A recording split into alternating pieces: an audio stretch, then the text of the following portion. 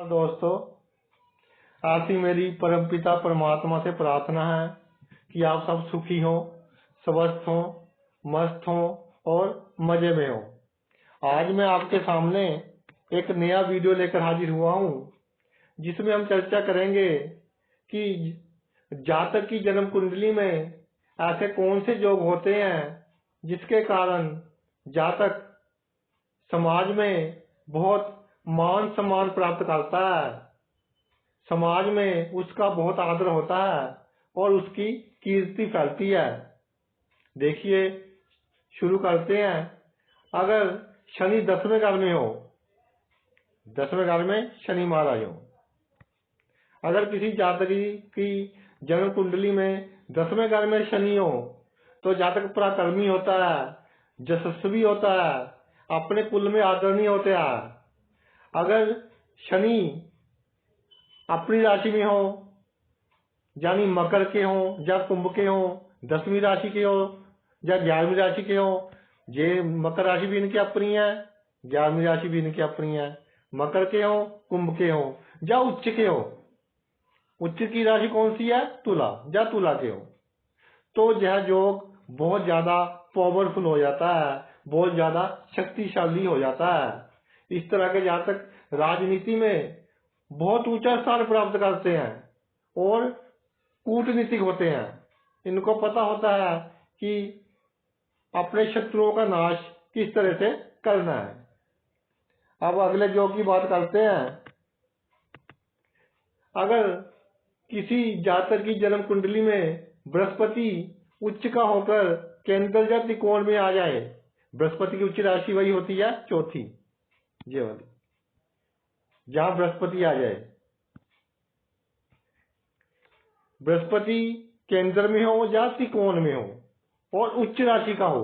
केंद्र के घर कौन से होते हैं, 1, 4, 7, 10 और त्रिकोण के घर 5, 9।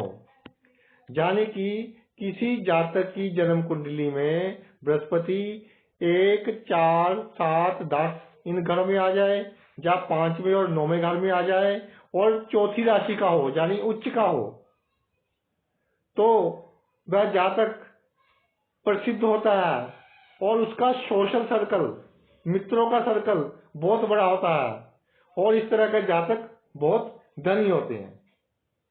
अगले योग की बात करते हैं। अगर किसी जातक की कुंडली में 3 ग्रह, कोई भी 3 ग्रह, पाप हो, क्रूर हो, शुभ हो, अशुभ हो, कोई भी 3 ग्रह अपनी राशि में बैठे हो, उच्च के बैठे हो, केंद्र त्रिकोण और 11वें घर में बैठे हो तो ज्यादा अच्छा है। 1, 4, 7, 10 केंद्र भाव, 5, 9 त्रिकोण भाव या 11वें भाव में बैठे हो तो ज्यादा अच्छा फल देते हैं। अगर 6, 8वें और 12वें घर में भी बैठे हो तब भी अच्छा फल देते हैं, लेकिन कुछ न्यूनता आ जाती है फल में। किसी जातक की कुंडली में 3 ग्रह उच्च राशि के या सब राशि के बैठे हो तो जातक बहुत विख्यात होता है, ऐश्वर्यवान होता है और सभी सुखों को भोगने वाला होता है।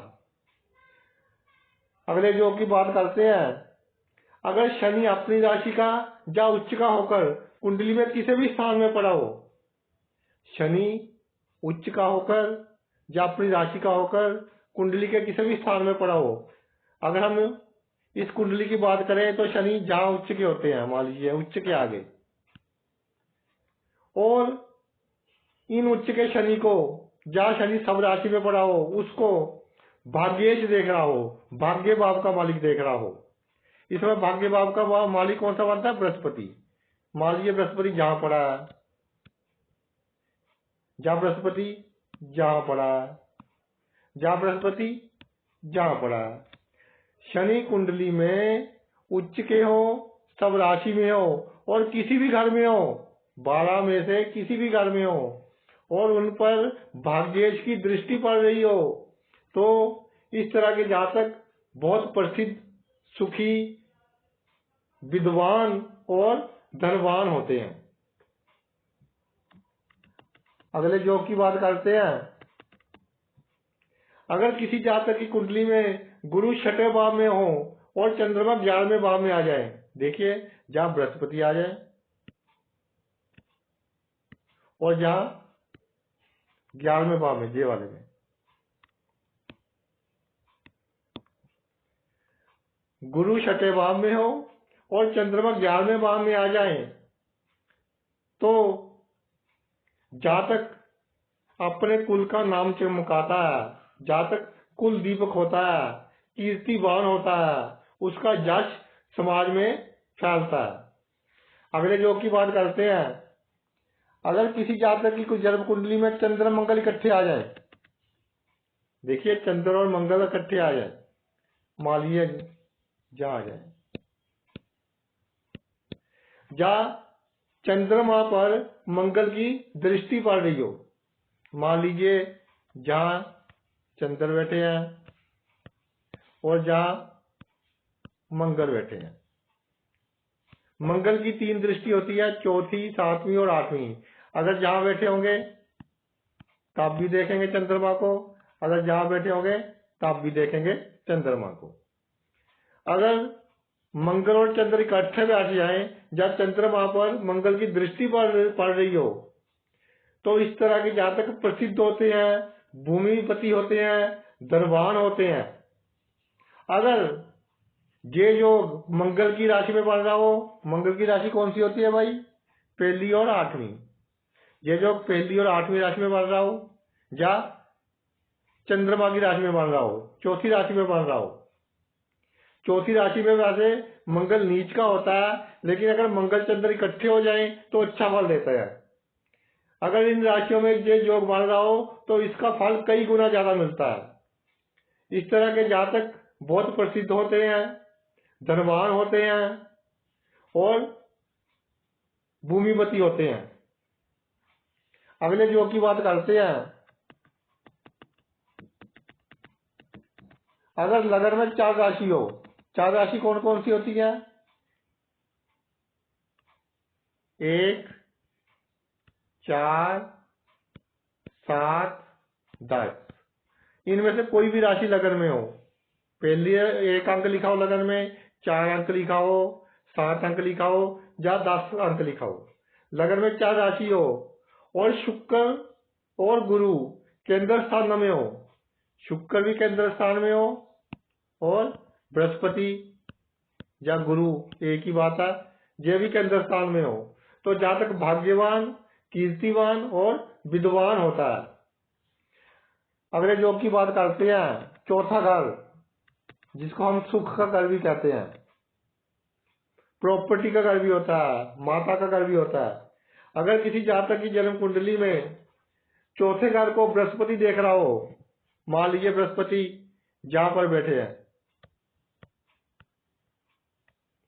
तो ये चौथे घर को देखेंगे, जहां पर बैठे हैं तो भी चौथे घर को देखेंगे, जहां पर बैठे हैं तो इनकी 9वीं दृष्टि पड़ जाएगी। 1, 2, 3, 4, 5, 6, 7, 8, 9। अगर चौथे घर को बृहस्पति देख रहे हो या चौथे घर के मालिक को बृहस्पति देख रहे हो किसी की जन्म कुंडली में, तो इस तरह का जातक अपने कुल में सत्कारित होता है, अपने कुल में बहुत मान सम्मान पाने वाला होता है और बहुत अच्छी जमीन जायदाद और वाहन का सुख भोगने वाला होता है। आगे चलते हैं। अगर किसी जातक की जन्म कुंडली में 12वें घर का मालिक 12वें घर में आ जाए, जैसे जहां 12वें घर का मालिक बृहस्पति बनता है, 12वें घर का मालिक 12वें घर में ही आ जाए, तो जातक ऊंचे विचारों वाला होता है, समाज में प्रसिद्धि प्राप्त करता है और देखने में ऐसा आया है कि इस तरह के जातक अपने जन्म स्थान से दूर, जहां इनका जन्म हुआ हो उस स्थान से दूर प्रसिद्धि प्राप्त करते हैं, यानी कि फॉरेन कंट्री में भी प्रसिद्धि प्राप्त करते हैं और वहां जाकर अच्छी कमाई करते हैं। अगले योग की बात करते हैं। अगर किसी जातक की कुंडली में छठे घर का मालिक छठे आ जाए, छठे का मालिक बुध बनता है, छठे घर का मालिक छठे घर में आ जाए, तो जहाँ तक धनी, सुखी, प्रसिद्ध, स्वस्थ और अच्छी पर्सनैलिटी वाला होता है। और अगर किसी जातक की जन्म कुंडली में 8वें घर का मालिक 8 में आ जाए, जैसे इसमें मंगल बनता है, तो इस तरह के जातकों को अचानक धन लाभ, वसीयत से लाभ, समाज में प्रसिद्धि, समाज में कीर्ति, ऐसे सुख मिलते हैं। अगले योग की बात करते हैं। अगर जन्म कुंडली में 7वें घर का मालिक 10वें घर में हो, 7वें घर का मालिक इसमें क्या बनता है? शुक्र। 7वें घर का मालिक शुक्र, शुक्र 10वें घर में आ जाए, 7वें घर का मालिक 10वें घर में हो और 10वें घर का मालिक उच्च का हो। 10वें घर का मालिक क्या है? शनि। शनि जहाँ उच्च का हो। 7वें घर का मालिक 10वें घर में हो और 10वें घर का मालिक उच्च का हो, तो जहाँ एक बहुत ही अच्छा योग है, बहुत ही पावरफुल योग है। इस तरह के जातक बहुत प्रसिद्ध होते हैं, बहुत धनवान होते हैं, सभी भौतिक साधनों से युक्त होते हैं और राजनीति में अच्छा लाभ प्राप्त करते हैं। अगले योग पर आते हैं। अगर दूसरे घर में शुक्र या बुध हो, दूसरे घर में शुक्र हो या बुध हो, 10वें घर में गुरु हो, 10वें घर में देवगुरु बृहस्पति विराजमान हो जाए और 6ठे घर में राहु हो। फिर समझ लीजिए, दूसरे घर में शुक्र या बुध दोनों में से एक ग्रह हो, 10वें घर में बृहस्पति महाराज हो या गुरु हो और 6ठे घर में राहु हो, तो जातक धैर्यवान, अच्छी वाणी वाला, चतुर, प्रतापी और अपने नाम से जानने वाला बहुत प्रसिद्ध होता है। अब लगन की बात करते हैं। अगर लग्नेश लगन को देखता हो, लगन का मालिक ही लगन को देखता हो, इसमें लगन का मालिक मंगल बनता है। मान लीजिए मंगल जहां बैठा है, जहां मंगल जहां बैठा है, जहां मंगल जहां बैठा है, क्योंकि मंगल की 3 दृष्टियां होती हैं, चौथी, 7वीं और 8वीं। अगर लगन का मालिक लगन को देखता हो तो जय एक बहुत ही सुंदर योग है और इस जय योग और भी शक्तिशाली तब हो जाता है जब लगन का मालिक अपने घर का होकर या उच्च का होकर लगन को देखता हो।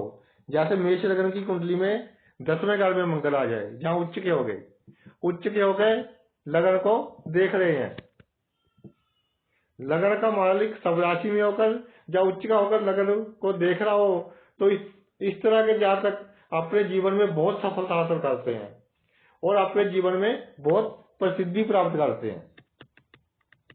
अगले योग की बात करते हैं कि अगर जातक की जन्म कुंडली में 6ठे, 7वें और 8वें घर में शुभ ग्रह हो, मान लीजिए जहां बुध आ गया, जहां बृहस्पति आ गया, जहां शुक्र आ गया और किसी भी घर में चंद्रमा आ गया, जातक की जन्म कुंडली में 6ठे, 7वें और 8वें घर में शुभ ग्रह हो, तो क्या होगा? बुध की दृष्टि जहां पड़ जाएगी, बृहस्पति चंद्र की दृष्टि जहां पड़ जाएगी, शुक्र की दृष्टि जहां पड़ जाएगी, लगन पर भी शुभ ग्रह की दृष्टि पड़ गई और लगन के दोनों ओर भी शुभ ग्रह की दृष्टि पड़ गई, जिसके कारण लगन बहुत स्ट्रांग हो गया। तो यह बहुत ज्यादा सुख देने वाला योग बन जाता है कुंडली में। जातक का जीवन बहुत सुखी होता है, सभी भौतिक सुख उसके पास होते हैं। अगर कोई पाप ग्रह भी आ जाए ना, जहां मान लीजिए सूर्य आ गया जहां पर, तो इस योग में थोड़ी सी कमी आ जाती है, लेकिन फल अच्छा जरूर मिलता है। तो भाई ये तो मेरा वीडियो था कि जातक की जन्म कुंडली में ऐसे कौन से योग होते हैं जिसके कारण उसको समाज में मान सम्मान और कीर्ति मिलती है। अगर आपको ये मेरा वीडियो अच्छा लगा हो तो मेरे चैनल को सब्सक्राइब कर देना और मेरा वीडियो लाइक व शेयर कर देना। आपने इतना कीमती समय निकाल कर मेरा ये वीडियो देखा, मैं तहे दिल से आपका ऋणी हूँ। Thanks a lot.